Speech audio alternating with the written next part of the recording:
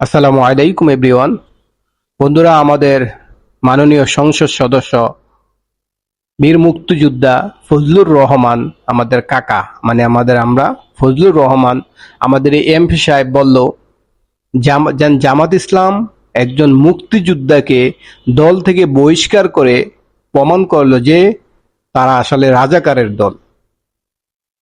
আমার মতে কি, আমি মুক্তিযুদ্ধ বুঝি না, প্রধানমন্ত্রীও বুঝি না, এমপি মন্ত্রীও বুঝি না। যারা অন্যায় করবে, অন্যায়কে প্রশ্রয় দেওয়া যাবে না।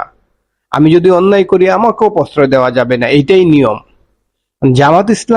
জামাত ইসলামের মধ্যে যেই এমপি আপনার 16 বছর 17 বছরের মেয়েকে নিয়ে হোটেলে গেছে, ওইটা সবাই, ওই লিঙ্ক সবাই দেখছেন আপনারা, সবাই দেখছে, একদম পুরো মিডিয়া, বাংলাদেশে পুরো মিডিয়া এটা নিয়ে প্রচার করছে। এখন আমার কথা হইলো, একটা দলের মধ্যে যদি কেউ অন্যায় করে, তাকে তো রাখা যাবে না। আপনার একটা অঙ্গের কোথাও প্রবলেম হয়েছে, তাহলে কি আপনি ওই অঙ্গটা কেটে দিবেন না? ওই অঙ্গের কারণে তো আপনার অন্য অন্য অঙ্গ প্রত্যঙ্গ নষ্ট হয়ে যাবে। যেহেতু ওনার দোষ প্রমাণিত হয়েছে, সেহেতু জামাত ইসলাম তাকে বহিষ্কার করছে। সে মুক্তিযুদ্ধ না রাজাকার, সেটা তো মানে জামাত ইসলামের দেখার দরকার নাই আমি মনে করি, এবং আমরা সাধারণ জনগণ মনে করি। কারণ হলো, সে অন্যায় করছে, অন্যায়কে কেন প্রশ্রয় দিবে?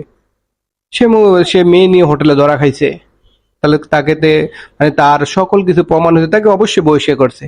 ফজলুর রহমান এমপি সাহেব, উনি বললেন, উনি একজন মুক্তিযোদ্ধা, উনি বললেন জামাত ইসলাম এই মুক্তিযোদ্ধাকে দল থেকে বহিষ্কার করার কারণে উনি প্রমাণ দিলেন, মানে জামাত ইসলাম প্রমাণিত হলো একটা রাজাকারের দল।